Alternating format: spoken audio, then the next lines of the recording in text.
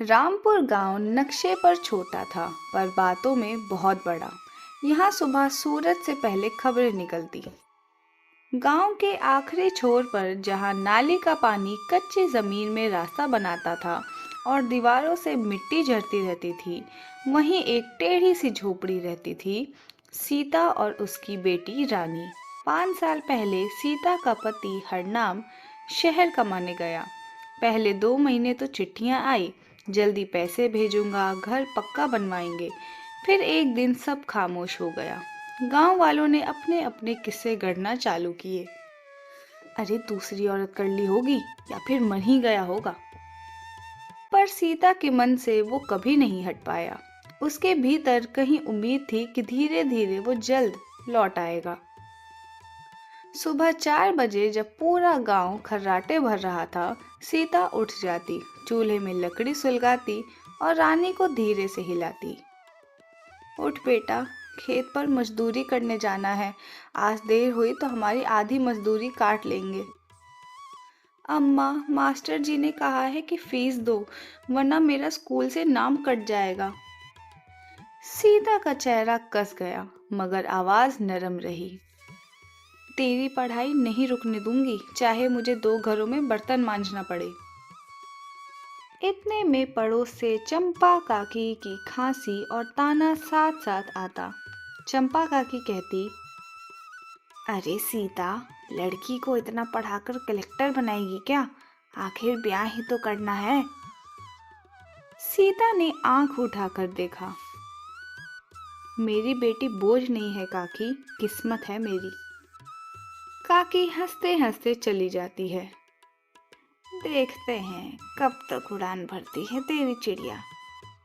रानी चुपचाप माँ का आंचल पकड़ लेती है। वो समझ चुकी थी इस गांव में गरीब की बेटी होना सबसे बड़ा अपराध है। एक हाट वाले दिन गांव में शहर का एक नया ठेला आया। मटर पनीर की खुशबू पूरे चौपाल में फैल गई। गरम गरम पूड़ियाँ फूल रही थी। रानी की आंखें चमक उठी। अम्मा, आप इसे भी अच्छा बना सकती हो।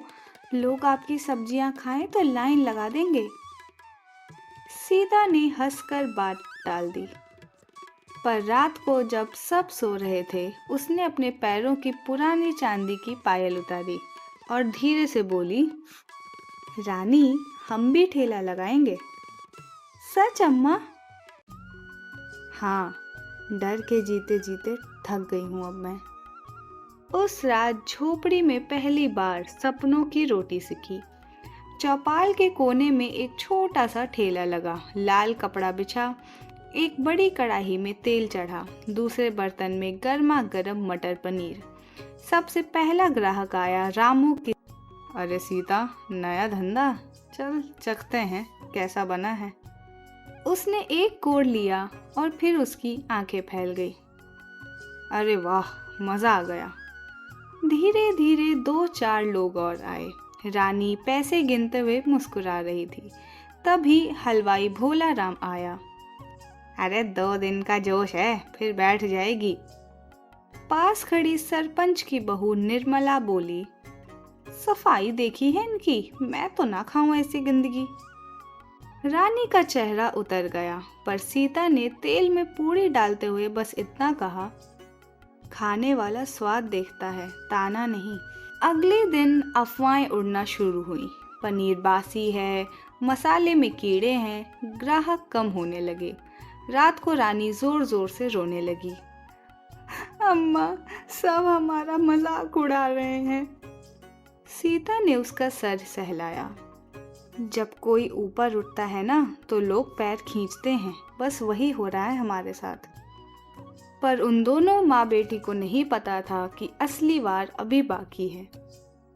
एक सुबह ठेले की कड़ाही गायब थी। तेल जमीन पर फैल गया था। रानी जोर से चीखी, अम्मा, किसी ने जानबूझकर किया है ये सब। पूरे गांव में कानाफूसी होने लगी। अरे औरत जात है, क्या ही कर लेगी। सीता बिना कुछ सोचे समझे पंचायत पहुंच गई। मेहनत पर हाथ डाला है किसी ने, ये चोरी नहीं, अन्याय है। सरपंच ने कंधे उचकाए। ठीक है, तो सबूत लेके आओ, तुम्हारे पास क्या सबूत है कि तुम्हारा ठेला इन लोगों ने तोड़ा है? रानी और सीता के पास कोई सबूत ना होने के कारण उन्हें हार माननी पड़ी। रानी ने 3 रातें चौपाल के पीछे छुपाकर पहरा दिया। तीसरी रात उसने देखा भोला राम का नौकर गुड्डू ठेले के पास मंडरा रहा है। रुक जा! गुड्डू भागा पर पकड़ा गया। सच बाहर आ चुका था। भोला राम डर गया था कि उसकी दुकान बंद हो जाएगी। चौपाल में बहुत भीड़ लगी और दोबारा से पंचायत बिठाई गई। सीता मेहनत कर रही है, गलत किया है भोला राम ने। निर्मला ने सर झुका लिया। हमने भी बिना वजह ताना मारा तुम्हें, माफ कर दो हमें। भोला राम शर्म के मारे सर झुकाकर बैठा था। उसने बोला, माफ कर दो सीता बहन, मैं डर गया था कि कहीं मेरा धंधा चौपट ना हो जाए। सीता ने सीधा जवाब दिया, डर से पेट नहीं भरता भैया, मेहनत करना सीखो। गांव में पहली बार किसी औरत ने इस तरह खुलकर बोला था। सारे लोग पंचायत में चुप होकर देख रहे थे। धीरे धीरे सब ठीक हो गया। सरकार की योजना आई, महिला समूह को लोन। चंपा काकी और निर्मला खुद सीता के पास आई और कहा, हमें भी साथ ले ले। ताने देने से अच्छा है साथ देना। मैं जरूर आपका साथ दूंगी माँ जी। अब 5 औरतें साथ थी। ठेला अब छोटा नहीं रहा, एक पूरी टीम बन चुकी थी। मेले के दिन ठेले पर लाइन लगी थी। तभी एक गाड़ी रुकी और उसके अंदर से निकला एक दुबला पतला आदमी। मटर पनीर खाया, हाथ कांप गया। सीता जड़ हो गई। हरनाम?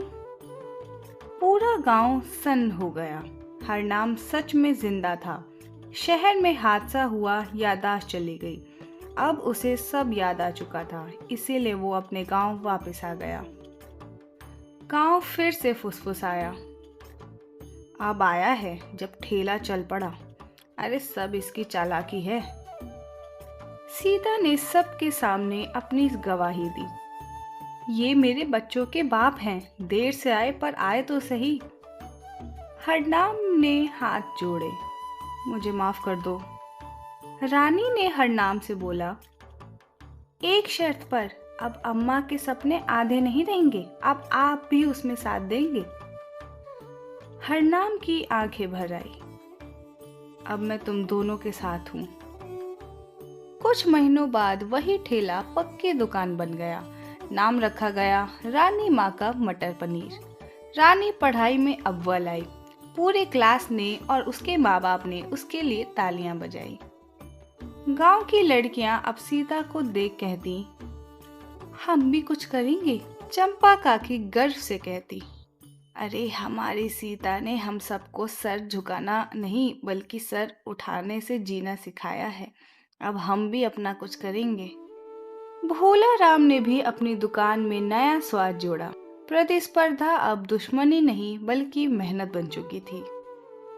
रामपुर में जब भी पूरी तेल में फूलती है, लोग यही कहते हैं, अरे ये सिर्फ खाना नहीं है, ये औरत की जीत है।